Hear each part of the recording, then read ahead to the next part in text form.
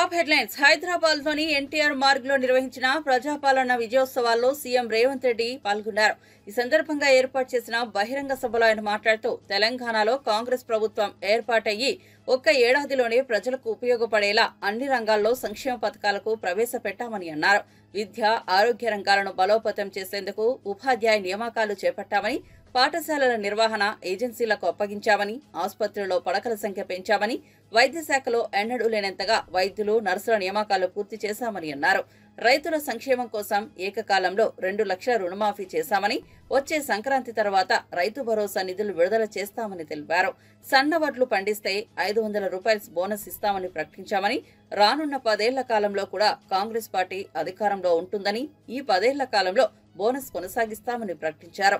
ఎవరు ఎంత భయపెట్టినా మీరు సన్నవడ్లు పండించడానికి వెనుకాడాల్సిన పని లేదని ధైర్యం చెప్పారు. ప్రభుత్వం ప్రజా ప్రయోజన కార్యక్రమాలు చేపట్టాలని ఎల్బీ స్టేడియం వేదికగా 7,750 మంది వైద్య ఆరోగ్య సిబ్బందిని నియమించడమే కాకుండా ఇంకా 6,496 ఖాళీలను భర్తీ చేయడానికి పరీక్షలు పూర్తి చేసి తొందరలోనే ఇంకొక 6,500 మంది ఈరోజు వైద్య ఆరోగ్య శాఖలో నియమించాలని ఈ ప్రభుత్వం కార్యక్రమాలు తీసుకొని ముందుకు వెళ్తుంది.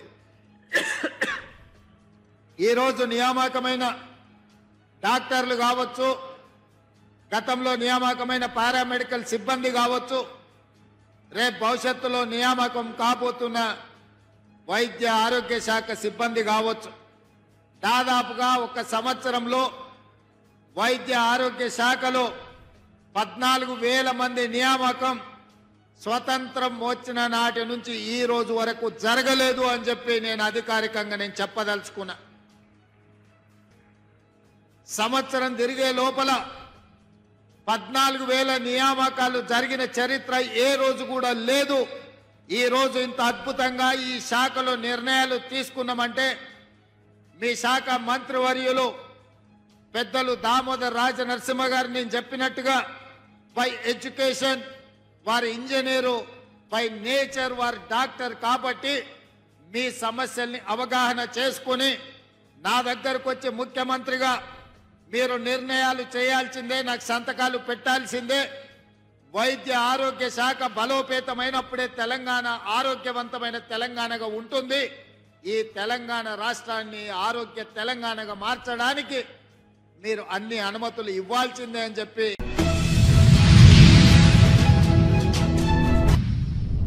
పేదల కోసం ఉద్దేశించిన బియ్యాన్ని అక్రమంగా రవాణా చేయడాన్ని ఇకపై వ్యవస్థీకృత నేరంగా పరిగణించాలని రాష్ట్ర ప్రభుత్వం నిర్ణయించింది. రాష్ట్ర సచివాలయంలో పౌర సరఫరాల శాఖ మంత్రి నాదెండ్ల మనోహర్, వ్యవసాయ శాఖ మంత్రి అచ్చెన్నాయుడు, వైద్య ఆరోగ్య శాఖ మంత్రి సత్యకుమార్ యాదవ్తో కూడిన మంత్రివర్గ ఉపసంఘం సమావేశమైంది. ఈ సమావేశంలో రేషన్ బియ్యం అక్రమ రవాణా, కాకినాడ పోర్టులో వ్యవహారాలపై చర్చించారు. కాకినాడ పోర్టులో భద్రత వ్యవస్థను బలోపేతం చేయాలని, ఇందులో భాగంగా కాకినాడ పోర్టు భద్రత కోసం చీఫ్ సెక్యూరిటీ ఆఫీసర్ను నియమించాలని ఈ సమావేశంలో నిర్ణయం తీసుకున్నారు. రేషన్ బియ్యం అక్రమ రవాణాను వ్యవస్థీకృత నేరంగా పరిగణిస్తున్నందున పీడీఎస్ బియ్యం అక్రమ రవాణా చేస్తే కఠిన చర్యలు తీసుకోవాలని ఆదేశించారు. చిత్తూరు నుంచి శ్రీకాకుళం నుంచి నేషనల్ హైవే మీద నేరుగా కాకినాడకి ఎక్కువ శాతం ఈ బియ్యం తరలించే విధంగా ఒక పకడ్బందీ కాన్స్పిరసీ చేసి వీళ్ళు చేశారు. ఆంధ్రప్రదేశ్ తీరంలో ఏ పోర్టుకి లేని విధంగా కాకినాడ పోర్టులో రైస్ ఎగుమతి జరిగింది. ప్రత్యేకంగా వీళ్ళు ఎప్పుడైతే మెడ మీద కత్తి పెట్టి కాకినాడ సీపోర్ట్స్ లిమిటెడ్ దగ్గర నుంచి వీళ్ళు పోర్టు లాగేసుకుని ఆరోబిందకు అప్పచెప్పారో ఆ రోజు నుంచి మీరు చూస్తే లెక్కలు ప్రతి ఒక్కరు కూడా ఆశ్చర్యం కలిగిస్తాయి. 3 ఆర్థిక సంవత్సరాల్లో, నేను 5 సంవత్సరాలు కూడా చెప్పడం లేదు, కేవలం గత 3 ఆర్థిక సంవత్సరాలు చెప్తున్నాను. గత 3 ఆర్థిక సంవత్సరాల్లో మన రాష్ట్రంలో గంగారాం పోర్టులో బియ్యం ఎగుమతి 2,20,289 మెట్రిక్ టన్నులు. కృష్ణపట్నం అధునాతమైంది, చాలా పెద్ద పోర్టు, ఇక్కడ 23,51,218. విశాఖపట్నం అన్నిటికన్నా పెద్ద పోర్టు, 38,02,000 మెట్రిక్ టన్నులు. ఇప్పుడు కాకినాడకు వస్తే లెక్కలు చెప్తే మీరే ఆశ్చర్యపోతారు. కాకినాడ పోర్టులో వీళ్ళు దుర్మార్గంగా ఈ 3 సంవత్సరాలను చేసింది 1,31,18,346 మెట్రిక్ టన్నులు. దీని విలువ ఒక్క కాకినాడదే చెప్తున్నాను. కాకినాడలో రైస్ ఎగుమతి విలువ ఈ 3 సంవత్సరాల్లో 48,537 కోట్ల రూపాయలు. అంటే ఏ స్థాయికి చేరారో చూడండి మీరు. 48,537 కోట్ల రూపాయలు వీళ్ళు అక్కడి నుంచి బియ్యం ఎగుమతి చేశారు కాకినాడ పోర్ట్ నుంచి. ఎంత పెద్ద కాన్స్పిరసీ జరిగిందంటే జగన్మోహన్ రెడ్డి గారి ప్రభుత్వంలో ఆయనే ముఖ్యమంత్రి, ఆయనకి తెలియకుండా జరగదు కదా. ఆరోబిందో రియాలిటీకి కాకినాడ సీ పోర్ట్స్ ఎందుకు 41% వాటా ట్రాన్స్ఫర్ చేసింది, ఏ సందర్భంలో చేసింది, ఏ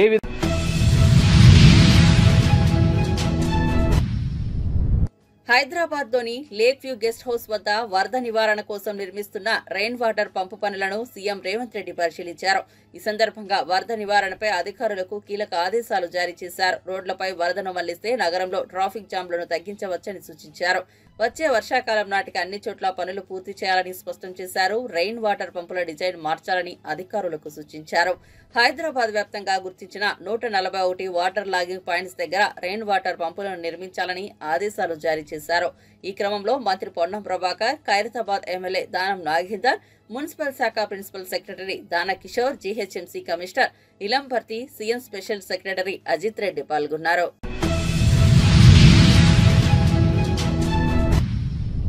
రాజకీయ లబ్ధి కోసం ప్రజలను రెచ్చగొడితే ప్రజాప్రభుత్వం చూస్తూ ఊరుకోదని డిప్యూటీ సీఎం బట్టి విక్రమార్క హెచ్చరించారు. హైదరాబాద్ నెక్లెస్ రోడ్లో జరిగిన ఆరోగ్య ఉత్సవాల కార్యక్రమంలో ఆయన మాట్లాడుతూ ఇందిరమ్మ రాజ్యంలో ఏర్పడిన ప్రజాప్రభుత్వానికి విద్య, వైద్యం 2 కళ్ళు లాంటివని, అందుకే వీటిని అత్యధికంగా నిధులు కేటాయించమన్నారు. అయితే బీజేపీ, బీఆర్ఎస్లు ప్రజలను రెచ్చగొట్టి అందులోంచి కొంత సానుభూతి పొంది తద్వారా రాజకీయ లబ్ధి పొందాలని కుట్రలు చేస్తున్నారన్నారు. రాష్ట్రంలోని బడుగు, బలహీన, పేద, మధ్యతరగతి ప్రజల వైద్య అవసరాలు తీర్చడం కోసం ప్రజాప్రభుత్వం కావలసిన నిధులను విడుదల చేస్తుంటే బురద జల్లే ప్రయత్నం చేస్తోందన్నారు. 10 సంవత్సరాల అధికారంలో ఉన్న బీఆర్ఎస్ పాలకులు ప్రభుత్వ ఆసుపత్రుల్లో సౌకర్యాలను, ఆరోగ్యశ్రీ గురించి పట్టించుకోలేదన్నారు. ఈరోజు ముందుకు పోతున్నాం. హైదరాబాద్ నగరంతో పాటు వరంగల్ నగరానికి ఒక్కసారి ఆలోచన చేయండి. ప్రతి సందర్భంలో మీరు కాకతీయుల చరిత్ర గురించి గొప్పగా చెప్పుకొని వాళ్ళ పేరు మీద మీరు బతికారు. ఏమయ్యా వరంగల్ పట్టణానికి రూపాయి ఏమైనా ఖర్చు పెట్టావా? గత 15 రోజుల క్రితం ఈ మంత్రి మండలి మొత్తం వరంగల్ పట్టణానికి వెళ్లి దాదాపు 6,000 కోట్ల రూపాయల్ని ఒక్క వరంగల్ నగరాన్ని అభివృద్ధి చేయడం కోసం ఆడ ప్రారంభోత్సవ కార్యక్రమాల్ని, పునాదు కార్యక్రమాల్ని వేసొచ్చినటువంటి ఘనత ఈ రాష్ట్ర ప్రభుత్వానిదని చెప్పి ఈ సందర్భంగా మనవి చేస్తూ, ఈ రాష్ట్రాన్ని అభివృద్ధి చేయటం, చేసే విధానాన్ని చూడటం తట్టుకోలేక, ఆ ఇళ్లలో పడుకోలేక, రేపు అసలు ఏమి అగమ్య గోచరంగా ఉన్నటువంటి వాళ్ళ జీవితం ఏమైపోతున్నటువంటి ఆందోళనతో బజారును పడి ప్రజలను రెచ్చగొట్టి ఆ ప్రజల్లోంచి కొంత సానుభూతి పొంది రాజకీయంగా బతకాలనే ప్రయత్నం చేస్తూ ఉన్నారు. ఇది మంచిది కాదని చెప్పి చాలా స్పష్టంగా చెప్తూ, ఈ ప్రభుత్వం మీరు కానీ భారతీయ జనతా పార్టీగా అడ్డగోలుగా రోడ్డు మీదకి వచ్చి ప్రజలను రెచ్చగొట్టడం కోసం ప్రయత్నం చేస్తే ఈ ప్రభుత్వం చూస్తూ ఊరుకోవటానికి కూడా సిద్ధంగా లేదు. ప్రజల పక్షాన్ని నిలబెడతాం, పైసా పైసా పోగేస్తాం, ప్రజల కోసం ఖర్చు పెడతాం.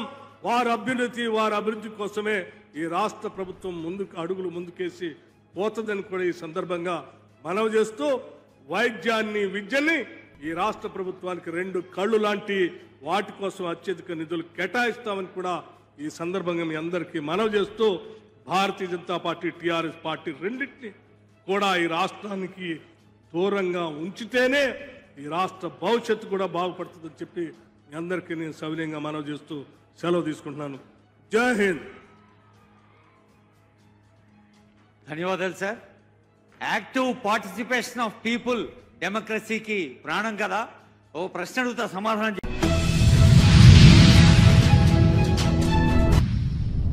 పేదల బియ్యం సముద్ర మార్గం ద్వారా విదేశాలకు తరలిపోతున్న విషయం తెలిసిందే. ఇటీవల కాకినాడ కలెక్టర్ జరిపిన తనిఖీల్లో రేషన్ బియ్యం అక్రమ దందా గుట్టురట్టయింది. కాకినాడ యాంకరేజీ పోర్టులో 640 మెట్రిక్ టన్నుల పేదల బియ్యంతో పశ్చిమ ఆఫ్రికా వెళ్లేందుకు సిద్ధంగా ఉన్న స్టెల్లా ఎల్ నౌకలో కలెక్టర్ షాన్ మోహన్ సోదాలు చేసి నిర్వహించారు. దీంతో పేదల బియ్యం అక్రమ రవాణా వ్యవహారం వెలుగులోకి వచ్చింది. అయితే మాజీ మంత్రి వైసీపీ నేత అంబటి రాంబాబు సంచలన ఆరోపణలు చేశారు. స్టెల్లా షిప్ నే కాదని ఆర్థిక మంత్రి పయ్యావుల కేశవ్ వియంకుడు కృష్ణారావు కెన్స్టార్ షిప్ ను సైతం సోదాలు చేయాలని డిమాండ్ చేశారు. నైజీరియా వెళ్లేందుకు కెన్స్టార్ షిప్ టన్నుల రేషన్ బియ్యంతో రెడీగా ఉందని పట్టుకుంటారా, వదిలేస్తారా అంటూ AP deputy CM Pawan Kalyan కు ఆయన సవాల్ విసిరారు. మీద ఆధారపడి పడుగుతా ఉన్నాయి. It is a very very genuine business. మధ్యలో పీడిఎస్ రైస్ దొరబడతాడు, స్మగ్లింగ్, వాడిని పట్టుకోవాలి. ఇక్కడ చేయాల్సింది ఏంటి? అక్కడ అధికమైనటువంటి పోర్ట్లో ఎగుమతులు జరగాలి, పీడిఎస్ రైస్ని ఫిల్టర్ చేసి పట్టుకోవాలి. ఇది సింపుల్గా చేయాల్సినటువంటి పని. అసలు మనోహర్ గారు చదివిన మొత్తం అంతా ఇక్కడ జరిగిపోతుంది, మొత్తం స్మగ్లింగ్ అంతా. అసలు నాకు ఆశ్చర్యం వేస్తుంది. మొన్న పవన్ కళ్యాణ్ గారు చెప్పారు, ఆర్డీఎస్ వస్తే ఏం చేస్తాం, కసప్ వచ్చి కాల్ చేస్తే ఏం చేస్తాం, పాకిస్తాన్లో వస్తే ఏం చేస్తాం. ఏం పోయగలమని నాకు అర్థం కాలేదు. మన పోర్టు గురించి అంత అభద్రతాభావంతో మాట్లాడుతున్నారు. పెట్టండి అయ్యా కానిస్టేబుల్స్ మొత్తాన్ని మీటర్ దించేయండి, మొత్తం టోటల్గా మీటర్ దించేసి బందోబస్తు చేయండి. మనోహర్ గారు అంటున్నాడు ఎవరిని లోపలికి వెళ్ళలేదంట, వీళ్ళే ఉన్నారంట. లోపలికి వెళ్ళిస్తారా? అక్కడ ఎంతమంది కార్మికులు వెళ్తున్నారు, ఎంతమంది కార్మికులు వస్తున్నారు, ఇదేమో టికెట్ పెట్టి చూపిస్తారా పోర్టు? నాకు అర్థం కాల. నువ్వు పంపించిన రోజు అందరినీ వరుసన క్యూ పెట్టి ఎంత దుర్మార్గం నాకు అర్థం కాదా. It is a completely failure of కూటమి ప్రభుత్వం. మనోహర్ గారు పూర్తిగా ఫెయిల్ అయిపోయారు. అందుకని తోడుగా మన పవన్ కళ్యాణ్ గారిని తీసుకెళ్ళి సినిమాటిక్లో హంగామా చేసి పెద్ద పెద్ద డైలాగులు చెప్పి వారిని వారు దూషించుకుని చేసేటటువంటి కార్యక్రమం చేశారు. ఇది చాలా దుర్మార్గమైనటువంటి విషయం. అదేమంటే కొత్త వాదన ఒకటి తీసుకొచ్చాడు నిన్న. అదే ఇవాళ ఒక పచ్చపత్రికలో మెయిన్ హెడ్డింగ్ ఏమంటాడు, ఇది అరబిందోకి ఇచ్చిన తర్వాత, ఏది ఈ పోర్ట్ అరబిందో తీసుకున్న తర్వాత పెరిగిపోయిందంట. ఏంటి ఈ స్మగ్లింగ్? అరబిందో తీసుకుంది యాంకర్ పోర్ట్ కాదు, యాంకరేజ్ పోర్ట్ కాదు, కాకినాడ డీప్ సీ పోర్ట్. అది కేవీ రావు గారి దగ్గర ఉండేది. దాని నుంచి 41.2% అరబిందో.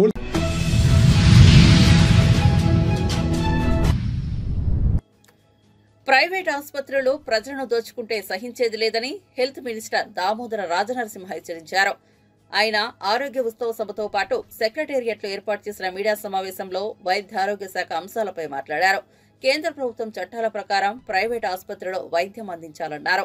చట్ట ప్రకారం అన్ని పర్మిషన్లు తప్పనిసరి అన్నారు. అధిక బిల్లులతో పేదలకు సతాయిస్తే ప్రజాప్రభుత్వం ఊరుకోదని సూచించారు. పేదలకు వైద్యం అందించడం ప్రభుత్వ బాధ్యత అన్నారు. కాంగ్రెస్ ప్రభుత్వం పేదల వర్గాల పక్షంలోనే నిలుస్తోందన్నారు.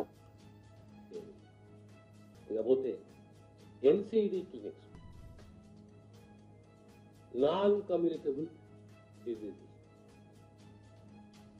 జనరల్గా సామాన్య ప్రజానికానికి, కుటుంబాలకు హెల్త్ పైన ఎక్కువ అవగాహన ఉంది. ప్రత్యేకంగా ఎన్సిడి అంటే ఒక క్యాన్సర్, డయాబెటీస్, హైపర్ టెన్షన్ లేదా హార్ట్ అటాక్. ప్రత్యేకంగా ఎన్సిడి క్లినిక్స్ని ప్రత్యేకంగా ఏర్పాటు చేశారు. ప్రత్యేకంగా ఏర్పాటు చేసి స్క్రీనింగ్ అనేది చాలా ముఖ్యం. డయాబెటీస్కు టెస్టింగ్ చాలా ఇంపార్టెంట్, క్యాన్సర్కు స్క్రీనింగ్ చాలా important. Cancer mobile screening vehicles తీసుకురాబోతున్నాం పెద్ద ఎత్తున. ప్రతి జిల్లాకు ఒక క్యాన్సర్ స్క్రీనింగ్ వెహికల్ ఉండాలి. దానికి అనుగుణంగా 4 cancer centres with linear accelerators, bunkers. అంటే కాన్సెప్ట్ ఏంటి అంటే 90% ట్రీట్మెంట్ ఆ జిల్లాలో జరగాలి. సూపర్ స్పెషాలిటీ అవసరం ఉంటే నగరానికి రావాలి, లేదా 90% ట్రీట్మెంట్ జిల్లాలో జరగాలని ఒక ఆలోచన. ఇకపోతే మనకు సబ్ సెంటర్స్ కానీ, ప్రైమరీ హెల్త్ సెంటర్సే కానీ, సిఎస్సీలే కానీ, ఏరియా హాస్పిటల్సే కానీ ఒక సబ్ సెంటర్కు ప్రైమరీ హెల్త్ సెంటర్కు యావరేజ్ ఎంత డిస్టెన్స్ ఉంటుంది? ముఖ్యంగా గిరిజన ప్రాంతాలలో టైం ఎక్కువ తీసుకుంటుంది. ఎన్ని సబ్ సెంటర్లు అవసరం? ఇంకా అనేది ఒక అంశము. మనకు కనీసము సబ్ సెంటర్లు 300 పైచిలకు సబ్ సెంటర్లు.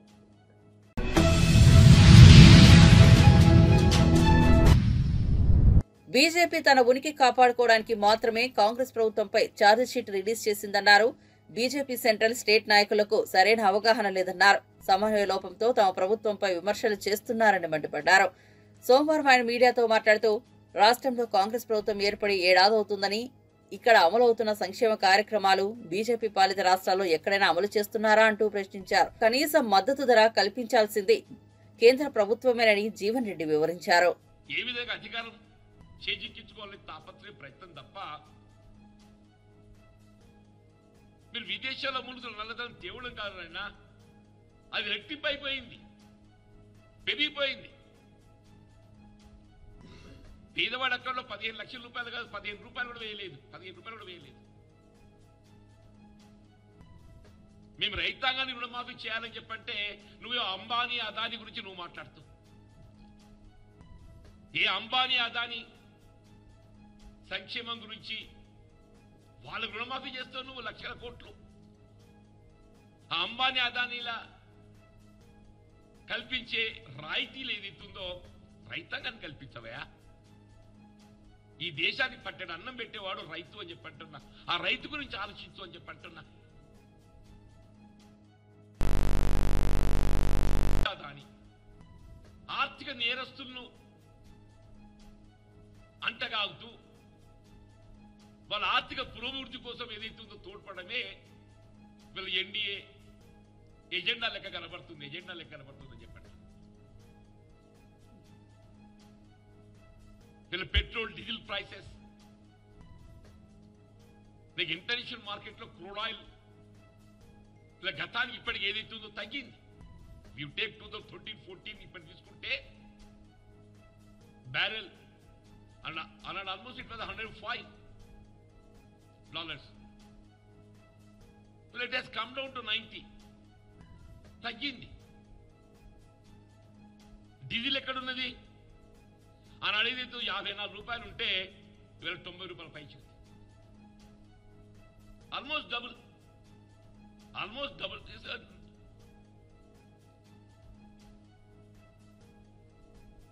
పెట్రోల్ ఆనాడు 70 రూపాయలు ఉంటే ఇలా 100 రూపాయలు అయింది. నిత్యావసర వస్తువుల ధరలు ఏదైతుందో ఆకాశాన్ని అంటుతున్నాయి. నిత్యావసర వస్తువుల ధరలు ఆకాశాన్ని అంటుతున్నాయి. దానిపై దృష్టి పెట్టకుండా ఏ విధంగా నిత్యావసర వస్తువుల ధరలు అదుపు చేయాలి, సామాన్యుడిపై ఆర్థిక భారం పడకుండా చూడాలి.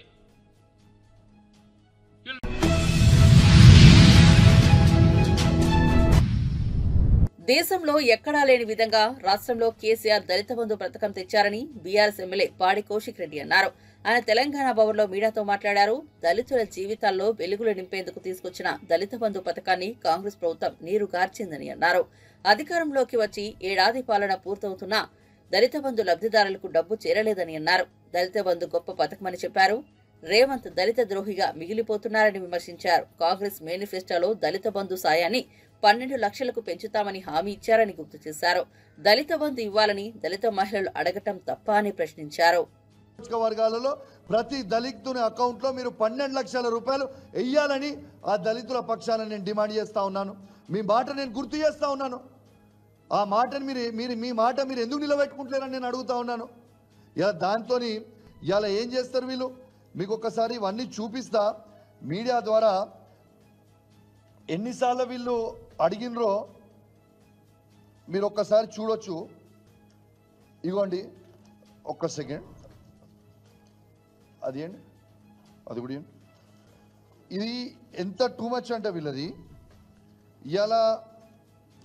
ఇలా వీళ్ళు ఎంత టూ మచ్ చేస్తూ ఉన్నారంటే ఇలా కలెక్టర్ గారికి ఇలా కలెక్టర్ గారికి ఎన్నిసార్లు దళిత బంధు రెండో విడుదల చేయాలని పాపము చేతులు జోడించి మీరు ఈ ఫోటోలో కూడా చూడొచ్చు, దళితులందరూ కూడా చేతులు జోడించి దయచేసి మా రెండో విడత దళిత బంధుని చెయ్యండి, విడుదల చెయ్యండి అని ఎట్లా వేడుకున్నారో ఒకసారి చూడండి. అదేవిధంగా మా జిల్లా మంత్రి పొన్నం ప్రభాకర్ గారి దగ్గరికి పోయి మోకాల మీద నిలబడి, ఒక దళిత బిడ్డ మోకాల మీద నిలబడి దయచేసి మా దళిత బంధు విడుదల చేయండి అని చెప్పి మీకు వారికి వినత పత్రం 8 సార్లు ఇచ్చారు ఇప్పటికీ అని కూడా మీ అందరు కూడా తెలియజేస్తా ఉన్నాను. అదేవిధంగా ఇలా శ్రీధర్ బాబు గారికి కూడా ఇలా మా జిల్లా మంత్రులైన పొన్నం ప్రభాకర్ గారు, శ్రీధర్ బాబు గారు, ఉమ్మడి కరీంనగర్ జిల్లాకి ఉన్న ఈ ఇద్దరు మంత్రులకి కూడా ఇచ్చిన ఫోటోలు మీకు చూపిస్తా ఉన్నాను. వీళ్ళు స్పందించిన తీరు ఏంటంటే కేసీఆర్ గారు ఇచ్చిన పథకాలు మేము ఇయ్యం, ఏం చేసుకుంటారో చేసుకోపోరి అని చెప్పే తీరు ఇలా స్పందించిండ్రు. ఇలా రిసీవ్ కాపీస్ మీరు చూడొచ్చు. ఇలా కలెక్టరేట్లో పోయి కలెక్టర్ గారికి ఇచ్చిన రిసీవ్ కాపీస్ కూడా మీరు చూడొచ్చు ఎన్నిసార్లు ఇచ్చిర్రు.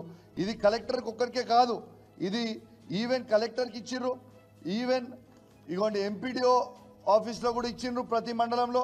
రెండోది ఏమైనా రిసీవ్ కాపీస్ మీకు చూపిస్తా ఉన్నాను. ఇవన్నీ ఇచ్చిన తర్వాత మేము అడిగింది ఏంది, ఇవన్నీ ఇచ్చిన తర్వాత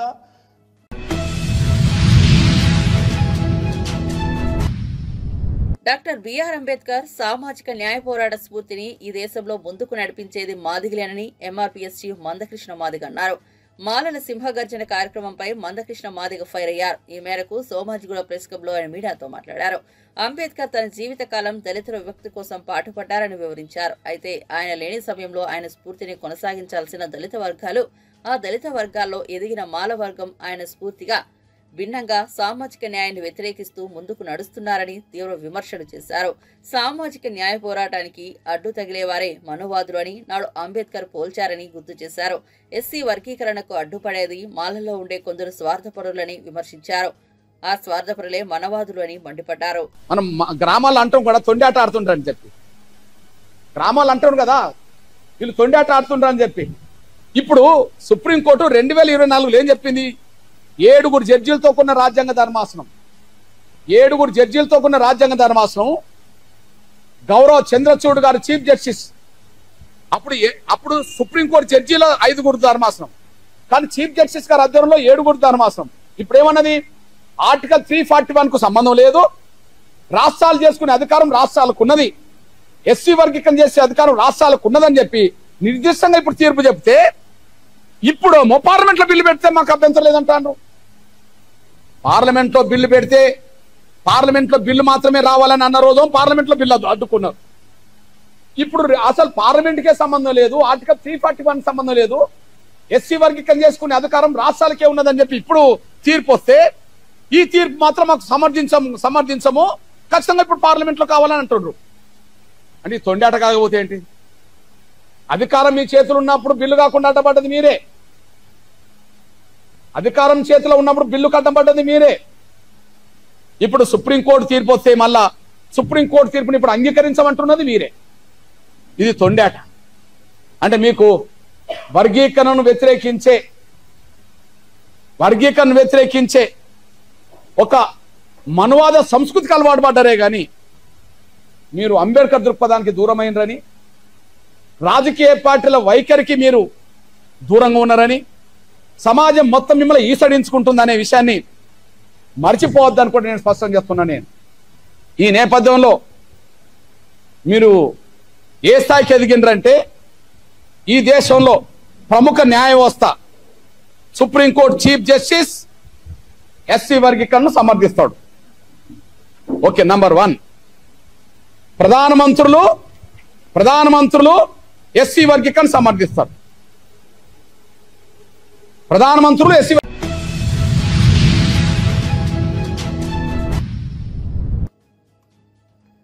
హైదరాబాద్ లోనే ఉన్నాను, లైవ్ ఇంటర్వ్యూలు ఇస్తున్నానని ప్రముఖ సినీ దర్శకుడు రామ్ గోపాల్ వర్మ అన్నారు. ఏపీలో తనపై నమోదైన వివిధ కేసులు, తన గురించి పోలీసులు వచ్చారనే అంశంపై ఆయన మీడియాతో మాట్లాడారు. తనను అరెస్ట్ చేస్తే కనుక జైలుకు వెళ్తానని, అక్కడ ఖైదీలతో స్నేహం చేసి 4 మంచి కథలు రాసుకుంటానని తెలిపారు. తనపై నమోదైన కేసుల అంశంలో మీడియా అత్యుత్సాహం చూపించిందన్నారు. పోలీసులు తనను ఇంకా పట్టుకోలేదేమిటని కొంతమంది అంటున్నారని తెలిపారు. గత కొన్నేళ్లుగా తన ఎక్స్ ఖాతాలో వేలాది పోస్టులు పెడుతున్నానని, అందులో కొన్ని పోస్టుల వల్ల 4 మనోభావాలు గాయపడ్డాయని, ఏడాది తర్వాత కేసులు పెట్టారని తెలిపారు.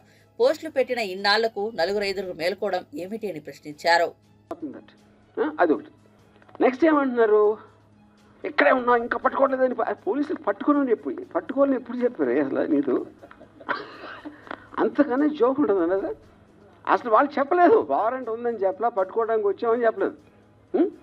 ఇంకా పట్టుకోవట్లేదంటే గవర్నమెంట్ మారిన ఇప్పుడు కూడా పోలీస్ శాఖ వైసీపీగా పనిచేస్తుంది అన్నమాట. అంటే అదొకటి. లేకపోతే నా ఫ్రెండ్స్ ఎవరో ప్రకాష్ రాజు లేకపోతే నాగార్జున వీళ్ళు నన్ను దాచేశారు. దాచారని అంత ఇది ఉంటే అక్కడికి వెళ్ళాలి కదా. అంత ఇన్ఫర్మేషన్ మీడియా దగ్గర ఉంటే వీళ్ళే కదా ఇప్పుడు డిటెక్టివ్స్. పోలీస్ శాఖ డిటెక్టివ్స్ అనేది మీనింగ్లెస్ ఇవాళ రోజుల్లో. You know media is the detective. Media detection ఎక్కడ చేస్తుంది? వాళ్ళ మైండ్లో చేస్తుంది. దానికి ఎవిడెన్స్ కానీ దానికి ఒక సపోర్ట్ బేసిస్ అనేది ఉండదు. కానీ నా ఫీలింగ్ ఏంటంటే, ఎంత చేసినా ఇప్పుడు సోషల్ మీడియాలో ఇప్పుడు ఒక లాలో ఒక ఆస్పెక్ట్ ఉంది. 4 E's అంటారు దాన్ని.